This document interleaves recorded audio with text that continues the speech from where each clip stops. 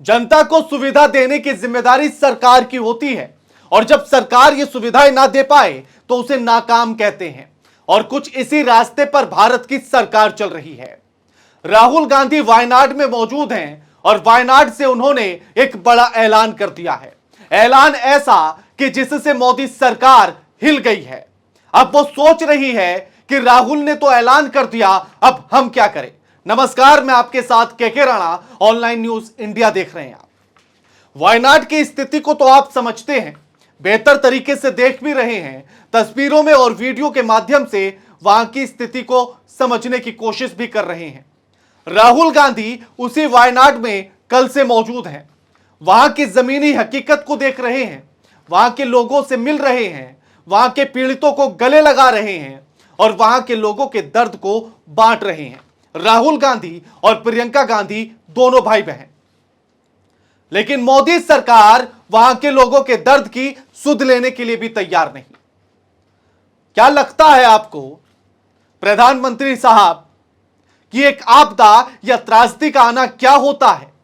आपको क्या यह लगता है कि पहाड़ों से किसी भूस्खलन का हो जाना या लैंड का स्लाइड हो जाना मात्र त्रासदी होता है? नहीं होता है साहब।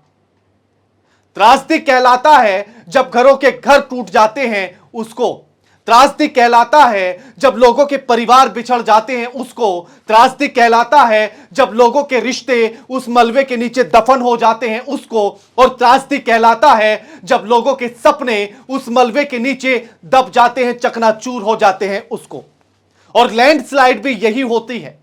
लैंडस्लाइड सिर्फ पहाड़ का दरकना नहीं होता है, बल्कि दिलों पर पहाड़ का टूट जाना होता है, रिश्तों का बिखर जाना होता है, रिश्तों का मलबे के नीचे सांसों की डोरी को तोड़ जाना होता है। इसको कहते हैं लैंडस्लाइड, प्रधानमंत्री साहब।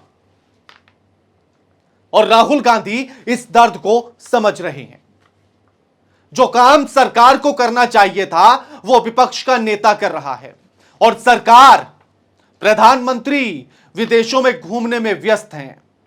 प्रधानमंत्री अपने नेताओं के वीडियो को पोस्ट करने में व्यस्त हैं कि देखिए जातियों पर बात कैसे की जाती है, जाति कैसे पूछी जाती है, इसको इस वीडियो से सीखिए। प्रधानमंत्री सिर्फ इसमें व्यस्त है। वायनाड में जो त्रासदी आई 3 दिन पहले, प्रधानमंत्री ने सिर्फ तब एक ट्वीट किया और अपनी जिम्मेदारियों से वो निजात पा गए। उसके बाद वायनाड के लोगों को लेकर प्रधानमंत्री का ना तो कोई बयान है और ना ही प्रधानमंत्री का कोई ट्वीट है। यानी कि वायनाड के लोगों को उन्हीं के हाल पर प्रधानमंत्री ने छोड़ दिया है। और राहुल गांधी जब से यह त्रासदी हुई 29 और 30 जुलाई, उस दिन के बाद से ही लगातार वायनाड के लोगों से मिलने की बात कह रहे थे। वहां स्थिति खराब थी इसलिए नहीं जा पाए और कल गए और कल से लगातार वायनाड में मौजूद है, लोगों से मिल रहे हैं। और जो राहुल गांधी ने कहा उसको ध्यान से सुनने की जरूरत है। और सरकार को यह सबसे बड़ा आईना है राहुल गांधी का, और जिस पर शर्म से सरकार को डूब जाना चाहिए। आप सुनिए कि राहुल गांधी ने क्या कुछ कहा। I have been here since yesterday. As I said yesterday, this is a terrible tragedy. We yesterday went to the site. We went to the camps. We assessed the situation there. And today we had a meeting with the administration and the panchayat. They briefed us on exactly the number of casualties they expect, the number of houses that have been damaged, and their strategy. We have said that we are here to help in any way possible. अपने इस बयान में सबसे पहले राहुल गांधी ने यह कहा कि मैं कल से यहीं पर हूं। आप तो हैं राहुल गांधी साहब, लेकिन प्रधानमंत्री जी आपको भी होना चाहिए था, या आपकी पार्टी के किसी बड़े नेता को, मंत्री को वायनाड में होना चाहिए था, जो आप नहीं हैं। फिर राहुल गांधी ने कहा कि मैं प्रशासनिक और पंचायत के स्तर पर मीटिंग कर रहा हूं। वहां के लोगों ने हमें पूरी रिपोर्ट दी है कि यहां कितना नुकसान हुआ, कितनों की जान गई, कितने परिवार बिछड़ गए, कितनों के घर टूटे हैं। यह जिम्मेदारी सरकार की थी। यह डेटा सरकार को कलेक्ट करना चाहिए था, लेकिन सरकार ने नहीं किया। डेटा किसने किया? नेता प्रतिपक्ष ने। वहां से चुनाव जरूर जीते हैं राहुल गांधी, लेकिन अब वहां के सांसद नहीं है, इस्तीफा दे चुके हैं। लेकिन फिर भी लोगों के दर्द को वो समझते हैं कि दर्द किसे कहते हैं। राहुल गांधी ये जानते हैं कि अपनों के बिछड़ने का दर्द क्या होता है। शायद आप नहीं समझते होंगे प्रधानमंत्री साहब, अगर समझते तो आप भी वायनाड में होते या वहां के लोगों के हालचाल जान रहे होते, अपने ट्विटर पर एक पोस्ट और करते, लेकिन आपने नहीं की। और जो कांग्रेस पार्टी ने, राहुल गांधी ने जो ऐलान किया उसको सुनिए। Congress family would like to commit to build 100+ houses here. Of course, it is a terrible tragedy. I think Kerala has not seen this type of a tragedy in one area.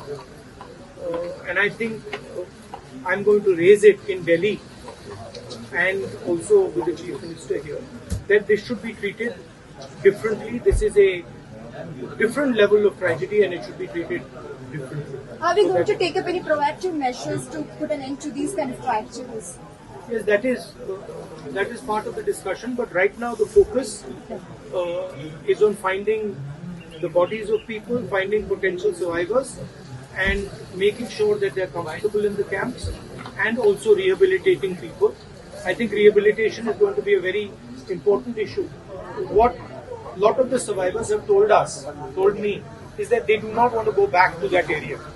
So I think it's important that they are rehabilitated, but rehabilitated in a safe area and are not forced to go back. So these are the things that we have already raised with the government of Kerala. Mic down, please. Thank you very much.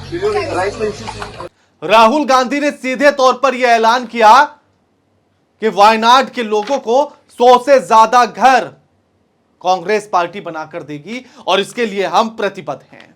सोचिए, रोटी, कपड़ा, मकान, रोजगार, यह जिम्मेदारी किसकी है? आपको अच्छी शिक्षा, अच्छा स्वास्थ्य देने की जिम्मेदारी किसकी है? सरकार की है, विपक्ष के नेताओं की नहीं। विपक्ष का नेता सिर्फ आपकी समस्याओं को सरकार के सामने उठा सकता है। उस बात को भी राहुल गांधी ने कहा कि दिल्ली में जाकर इस मुद्दे को मैं उठाऊंगा, आपकी समस्याओं को, वायनाड की स्थिति को, और मुख्यमंत्री के सामने भी।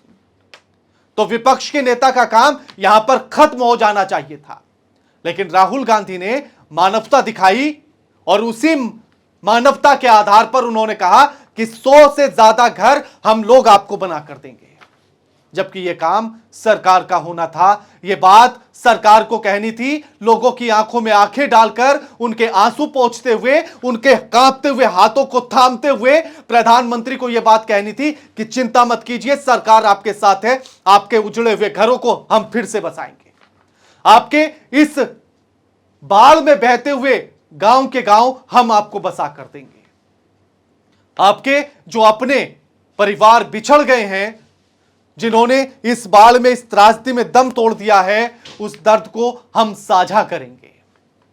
लेकिन राहुल गांधी इस काम को कर रहे हैं, सरकारें नहीं, जबकि यह काम सरकार का था।